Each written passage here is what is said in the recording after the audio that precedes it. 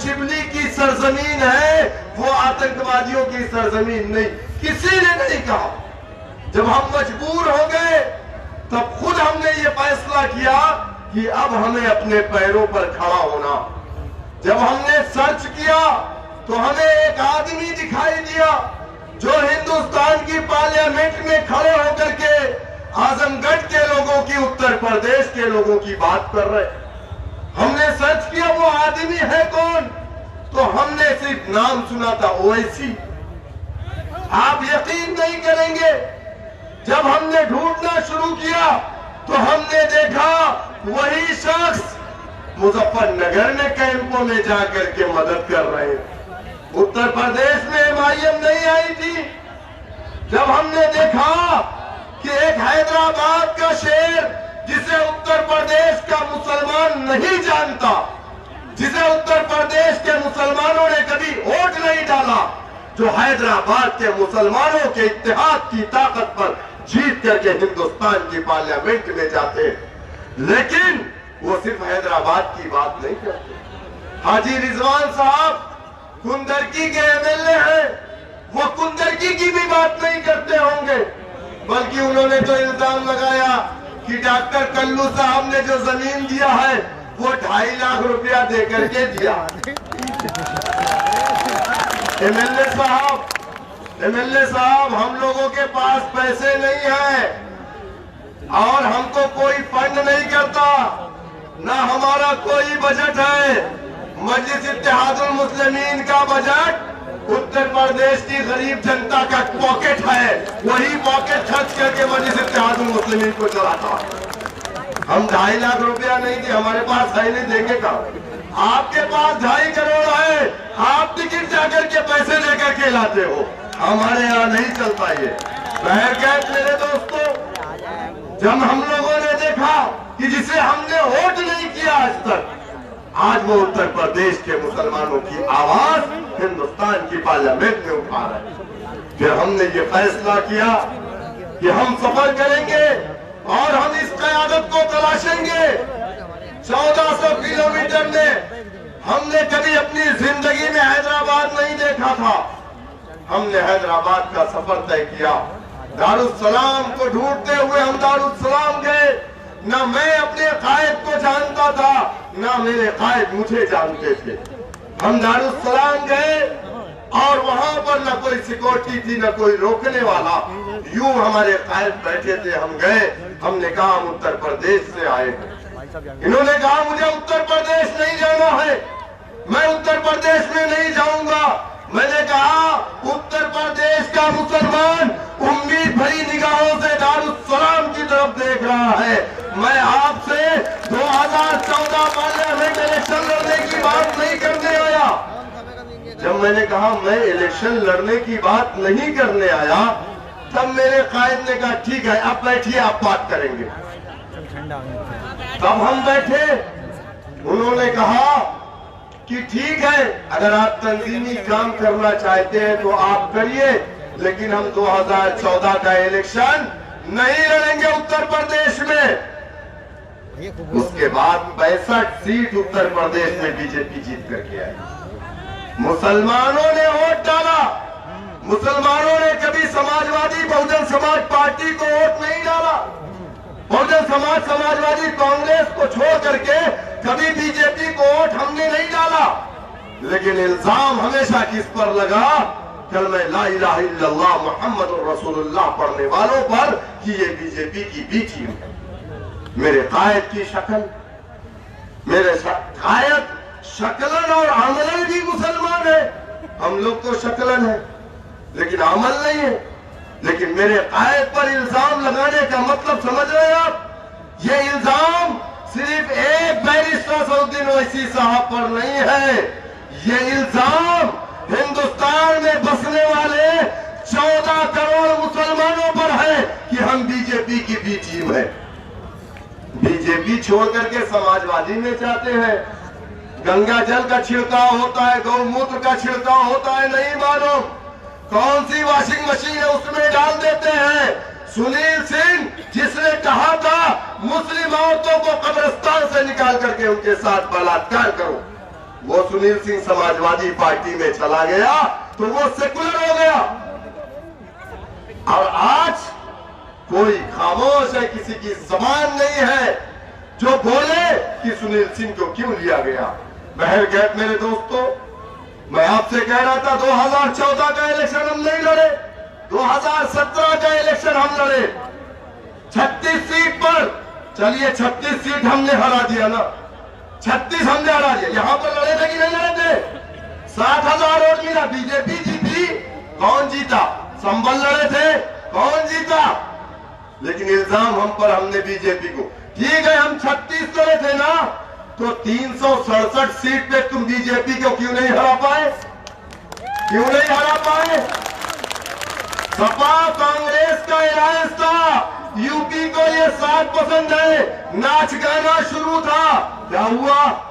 Samajwadi party 222 से 2017 में 47 सीटों पर आ गई। बीएसपी 80 से 19 सीटों पर, समाजवादी को 22% वोट 2017 में, बीएसपी को 23% वोट और कांग्रेस को 6% वोट मिला। और 2019 का इलेक्शन हम नहीं लड़े उत्तर प्रदेश में, पूरे हिंदुस्तान में 3 सीट लड़े। एक मेरे कायद हैदराबाद से 2,14,000 वोटों से कामयाब होकर के बीजेपी को हरा करके 17 पार्टियां मिलकर के मुकाबला करती हैं, लेकिन हैदराबाद के मुसलमानों का इत्तेहाद उन 17 पार्टियों को तख्त पे लिटा देता है और मेरे कायद को हिंदुस्तान की पार्लियामेंट में भेजता है। हम कहां लड़े? औरंगाबाद। 22 साल से शिवसेना बीजेपी के एमपी को ना ही कांग्रेस, ना ही राष्ट्रवादी कांग्रेस, ना ही समाजवादी हरा पाई। किसने हराया? मजलिस इत्तेहादुल मुस्लिमीन ने हराया और वहां पर इम्तियाज जलील साहब कामयाब हुए।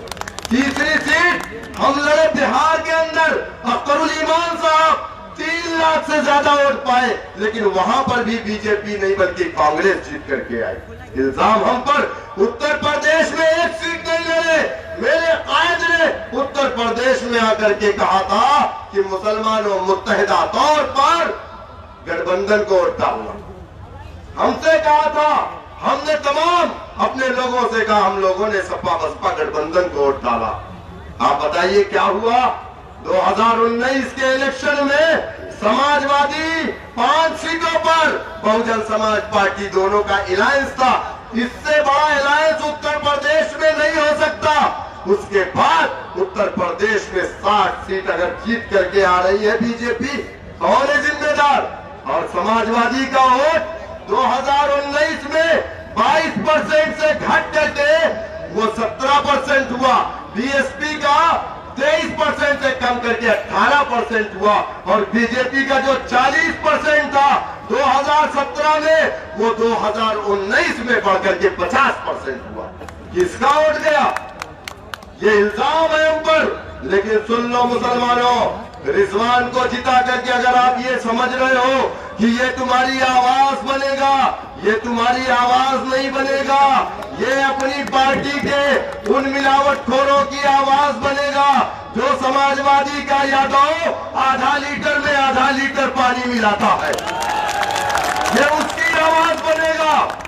हमने सेकुलरिज्म के नाम पर फासिस्ट ताकतों को रोकने के लिए समाजवादी को अपनी पार्टी माना, मुलायम सिंह यादव को अपना नेता माना। 1 बार 2 बार 3 बार नहीं, 4 मरतबा हुकूमत बनाने का मौका दिया। लेकिन स्ट्रक्चर कनेक्टली रंगनाथ मिश्रा कमीशन की रिपोर्ट है कि मुसलमान दलित से बदतर जिंदगी गुजार रहा। कौन है जिम्मेदार? जमहूरियत में जिस समाज के पास अपना डंडा नहीं, अपना झंडा नहीं, उस समाज की कोई पहचान नहीं, उस समाज को इंसाफ नहीं मिलेगा, नहीं मिलेगा, नहीं मिलेगा। हिंदुस्तान की जो पार्लियामेंट है, जिसमें हमारे कायद सबसे काबिल है, उस पार्लियामेंट में 540 एमपी बैठता है, उसमें 131 एमपी दलित समाज का होता। कितना? 131 एमपी। बावजूद उसके दलितों को इसी देश के अंदर उनके गले में मटकी लटकाई गई ताकि वो जमीन पर ना झुके, उनके कमर में झाड़ू बांधे गए ताकि उनके पैरों के निशान ना रहे, उनकी बहन बेटियों की इज्जतें लूटी गई। वो शिकायत अगर आकर के करता प्रधान या मुखिया से, जूते मारे जाते और कहा जाता कि तेरी हिम्मत कैसे हुई, तू दलित है, तेरा काम यही है। दलितों की जिंदगी का मुकद्दर बन गया था कि सुबह उठ करके वो अपने घर की नहीं दूसरे के घरों की गंदगी को साफ करता था। जब काशीराम 131 एमपी था, बावजूद उसके ये आजाद भारत में दलितों के साथ अन्याय हुआ। आपके साथ क्या इंसाफ होगा? 131 एमपी के बाद काशीराम निकले पंजाब की सरजमीन से, बहुजन समाज पार्टी का गठन किया, जाटो बस्तियों में जाकर के कहा, अरे जाटो समाज के लोगों, अगर तुम चाहते हो कि तुम्हारे साथ इंसाफ हो, अगर तुम चाहते हो कि तुम्हें तुम्हारे हुकूक दिए जाए, अगर तुम चाहते हो कि तुम्हारी बहन बेटियों के रेप रुके, अगर तुम चाहते हो कि तुम्हारे साथ हो रही नाइंसाफी का खात्मा हो, तो उसके लिए तुम्हारे पास सिर्फ और सिर्फ एक रास्ता है। वो रास्ता क्या है? वो इत्तेहाद का रास्ता, वो इत्तेहाद का रास्ता है। जब तक तुम जमहूरियत में अपना सियासी परचम नहीं बनाओगे, अपना डंडा नहीं बनाओगे, अपना झंडा नहीं बनाओगे, अपना लीडर नहीं बनाओगे, और जमहूरियत की सबसे बड़ी ताकत यानी सत्ता की चाबी को अपने हाथ में नहीं लोगे, तुम इंसाफ के कोई भी दरवाजे अपने लिए नहीं खोल सकते। अब जाकर के दलित इकट्ठा हुआ, लोग हंसी मजाक उड़ाए।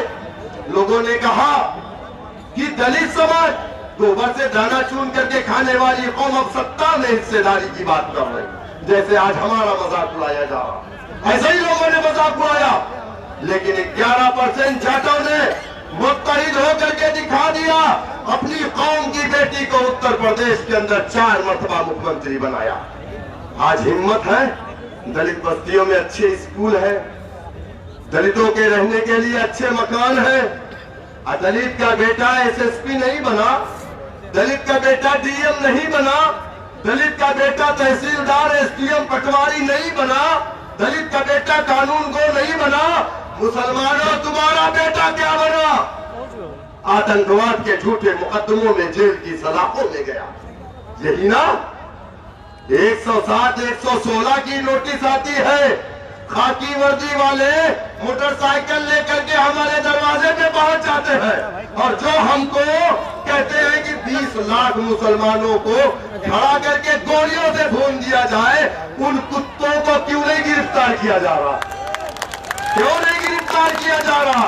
समझो इस बात को, जिस समाज का अपना सियासी बल नहीं है, वो समाज सियासी यतीमी की जिंदगी गुजारती है। ट्रिपल तलाक पे मुदाखलत, किसके शरीयत में मुदाखलत? आपके कानून लाया गया, एनआरसी आपकी, लिंचिंग आपकी, गोश्त के नाम पर आपको मारा जाता है, लेकिन सब खामोश रहते हैं, कोई नहीं बोलता। कौन बोलता है? कौन बोलता है? बताओ आप मुझे। तो जब हमारी आवाज जनाब बैरिस्टर असदुद्दीन ओवैसी साहब हैं, तो उन मिलावटखोरों को हम क्यों वोट डालेंगे? अरे मिलावटखोर इंसाफ नहीं कर सकता। एक आखिरी बात तय करके अपनी बात को मैं खत्म कर दूंगा कि हमारे यहाँ जब दामाद आता है तो उसको हम बड़ी इज्जत करते हैं ना।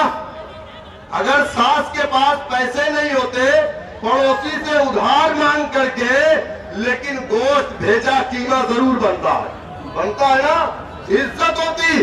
दूसरे या तीसरे दिन जब दामाद वापस जाता है तो उसकी पॉकेट में 1000-500 रुपए भी ससुर और सास डालते हैं और कहते हैं बेटा अगर कोई तकलीफ हुई हो तो माफ कर देना, फिर दोबारा आना। वो चला जाता है, लेकिन जब उस घर का बंटवारा होता है ना, नाकारी औलाद को हिस्सा मिलता है, उस दामाद को हिस्सा नहीं मिलता। सपा बसपा कांग्रेस ने हमें दामाद की तरह इज्जत तो दिया, हिस्सेदारी देने की बात आई तो अपनी नाकारी औलाद को हिस्सा दिया। अगर आप हिस्सा चाहते हैं उंगली दबाने से हिस्सा मिलेगा इंशाअल्लाह ताला। मैं इन्हीं बातों के साथ अपनी बात को खत्म करूंगा। अब आपके सामने नकीब मिल्लत जनाब बैरिस्टर असदुद्दीन ओवैसी साहब से आप फरमाएं।